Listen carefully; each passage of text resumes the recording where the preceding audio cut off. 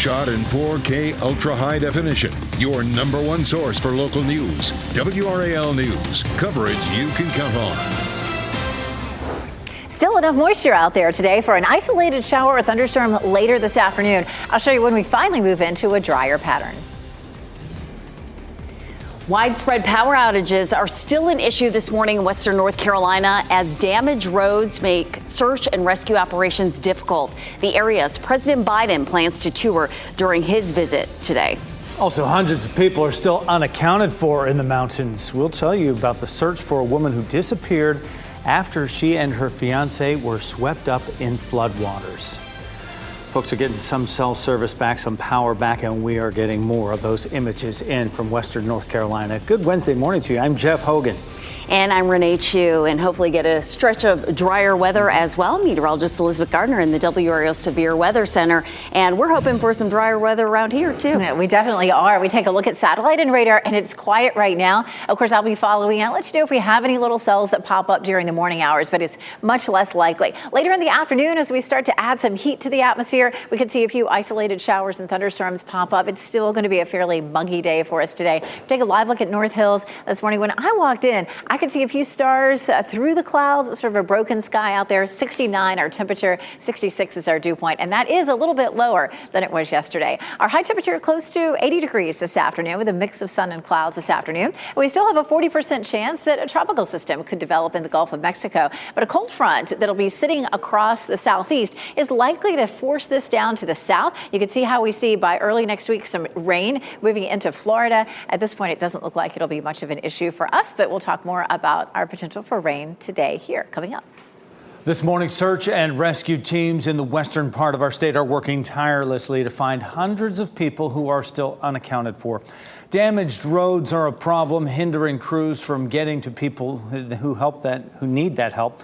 And right now, there are still over 300,000 customers without power in North Carolina. President Biden will visit North Carolina today to tour areas that were damaged. WRAL's Kelsey Coffey joins us live from RDU International Airport. And Kelsey, the president, first stop will be in Raleigh to have a briefing with workers at the Emergency Operations Center. Jeff, exactly. So the president will land here at RDU later this afternoon in just a few hours here. And Air Force One will leave D.C. today and land in Raleigh. The president will then have a briefing with workers at the Emergency Operations Center. From there, he will go to Asheville for an aerial tour of the damage. And as his plane flies over Asheville, this is what the president will see. Catastrophic flooding and communities destroyed. President Biden approved a major disaster declaration for North Carolina over the weekend. And since then, people in 25 counties across the state are now eligible to apply for FEMA assistance. And more counties could be added to that list as damage assessments continue. So we'll have a crew here when the president arrives at RDU and keep you updated both on air and online at WRAL.com. Kelsey Coffey, WRAL News, live at RDU. People across western North Carolina are just beginning the long process of recovery. First steps, securing basic necessities and clearing debris. WRAL's Brett Neese has been covering Buncombe County the last few days, and he joins us live from Asheville. Brett. Hey, Renee, good morning. We've been in Asheville since Sunday, and there are a number of new roadblocks here in this community as police and other officials work to protect what is left after this devastating impact from Helene. But we every day continue to learn about more and more mountain communities who have been hit hard by this storm. And I want to show you this Garin Creek community rather. This video here is somewhat hard to look at. It's hard to describe even. This community near Black Mountain. On Tuesday, the fire chief, Wade Wyatt, he took us around some of the hardest hit areas near Black Mountain. Areas you can only get to by ATV or by foot. The damage there is horrific. Homes have been completely wiped out. Some still had people inside when this happened on Friday. The search and rescue effort only growing more desperate every day. Wyatt trying to remain focused despite some of the missing being his own family. I try not to think about it. Really? Yeah. I know it'll hit eventually, but we still have our moments, but I try not to think about it right now because we got other things to take care of. The resilience this community is showing is amazing. They've set up shelter at a nearby church for those who lost their homes. Helicopters have been dropping supplies off for them. Sadly, they have recovered 4 bodies at this point, and they believe 6 more people, at least, are missing. Live in Asheville, Brett Neese, WRAL News. Republican Lieutenant Governor Mark Robinson has been helping storm victims in western North Carolina, but he's now facing criticism for some of his actions and inactions. WRAL's Laura Levine joins us live from the Franklin County Sheriff's Office.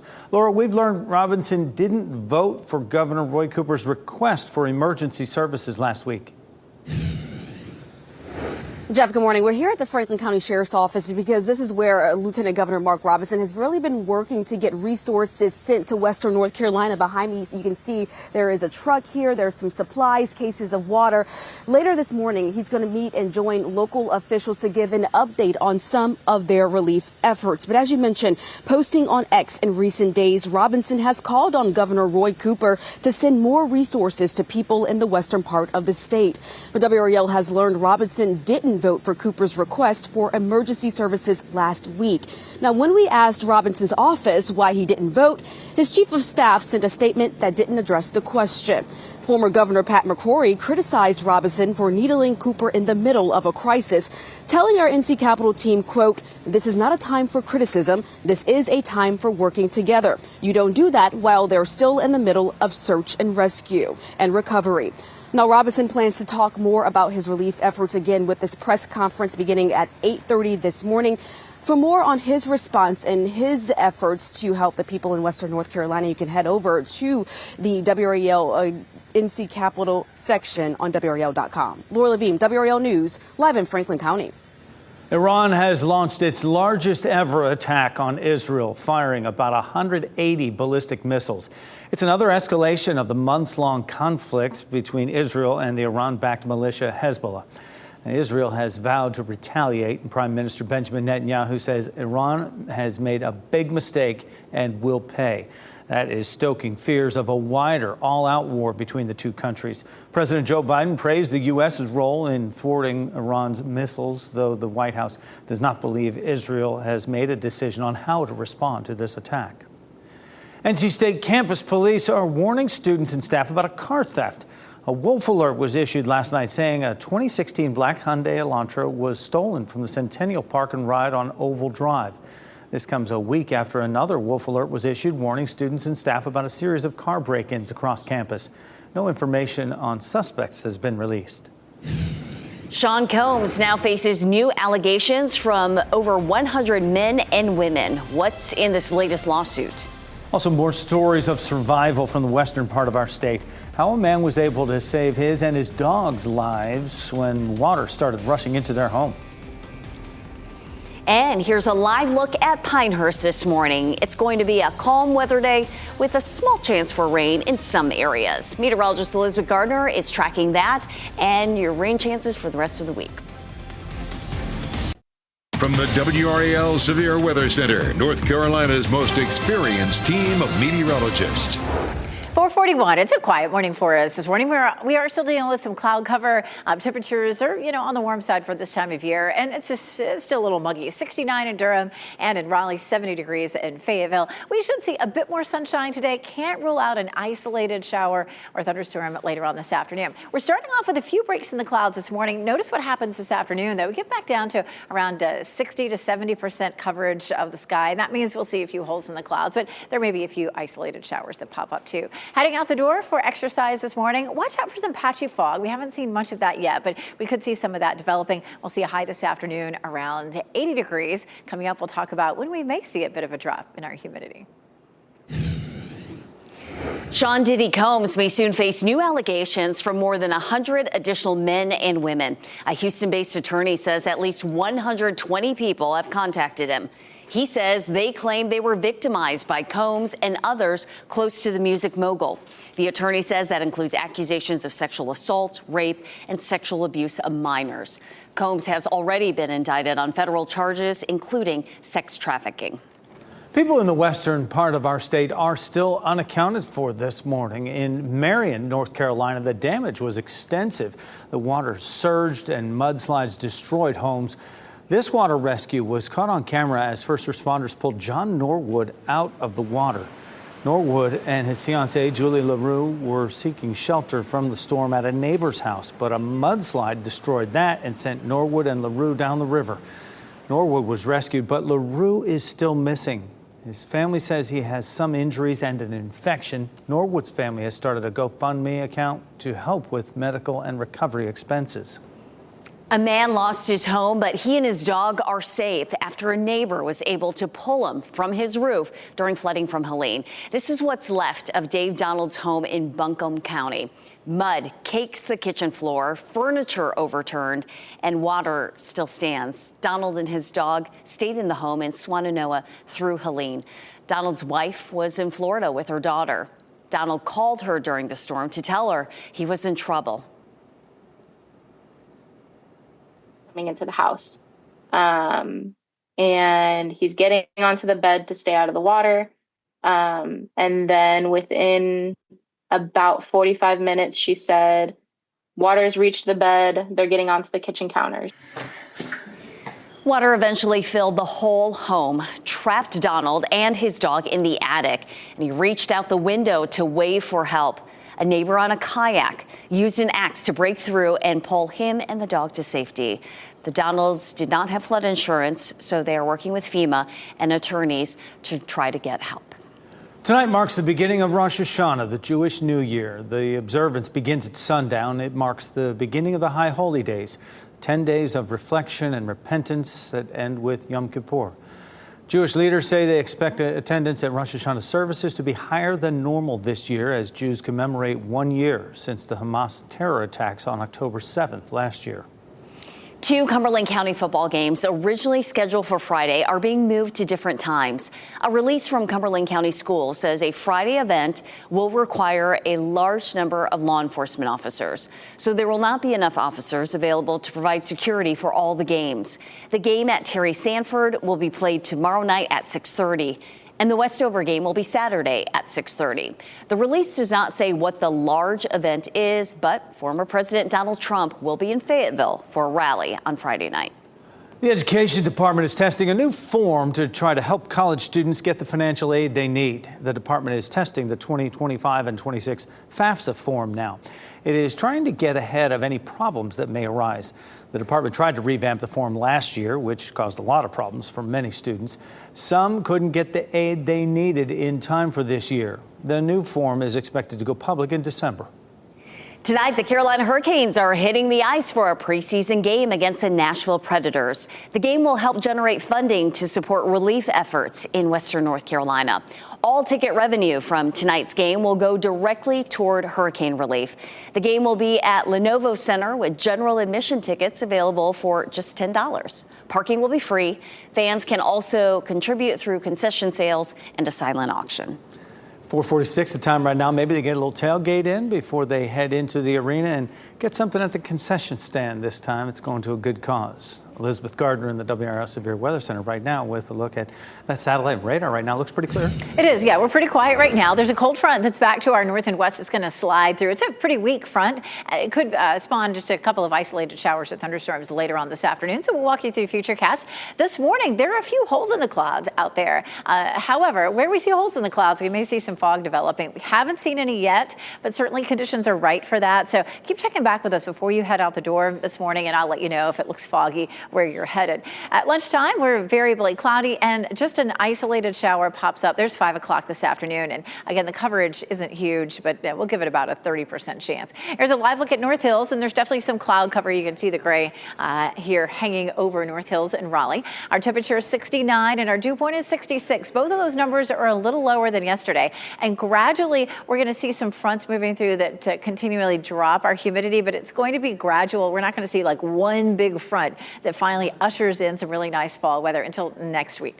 80 degrees in Raleigh, 78 Durham, 82 in Fayetteville. So temperatures will feel very much like yesterday, but we're beginning to see some hints of our humidity or our dew point dropping. We're going to hold it in the humid zone through Friday, but then we get to Sunday and it drops down to tolerable, and eventually we should be able to knock it on down to comfy or refreshing, but that's not going to happen until next week. Here's a look at our available moisture. This is a look at this afternoon. Notice that it's not as bright bright as it was yesterday. So starting to see some of that humidity sneaking down to the south with a few fronts coming through. Some fronts kind of ease our way over the weekend, but it's this front back out to our west Sunday that will come swinging through, and that should deliver a much more comfortable air mass to us, and we'll start to feel that by Tuesday. So Tuesday, we're at 76 with some sunshine, nice low humidity. So it's something to look forward to as we get into next week. Now, the weekend looks fine. If you have any plans this weekend, our temperatures will be on the warm side in the low 80s, and our humidity will be in the moderate zone. It's not going to be way up there. So we're getting rid of our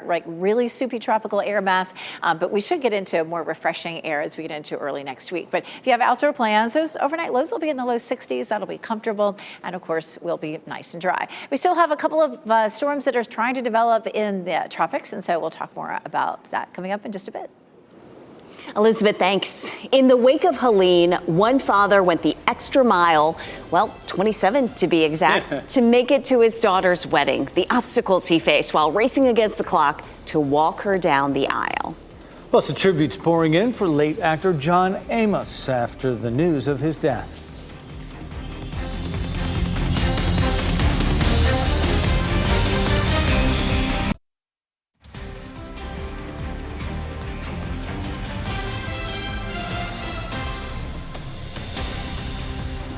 .52 is the time right now as we bring you back with this partially wet, partially dry road there. That's Franklinton. Good morning to you. We're going to be mostly dry today. Those temperatures are in the upper 60s in a lot of our viewing area. Experts say the rough road conditions in western North Carolina will affect the supply chain and recovery there. A couple who owns a coffee shop in Banner Elk in Avery County sent us videos and photos of the damage there.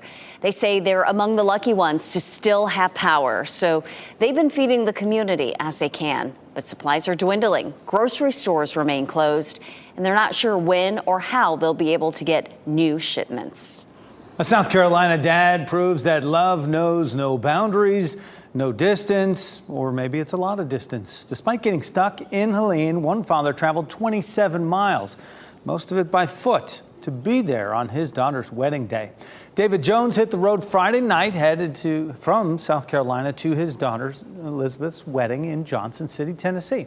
That's usually about a 2-hour drive, but around 2 a.m., Jones got to a crumbled bridge, found himself stuck.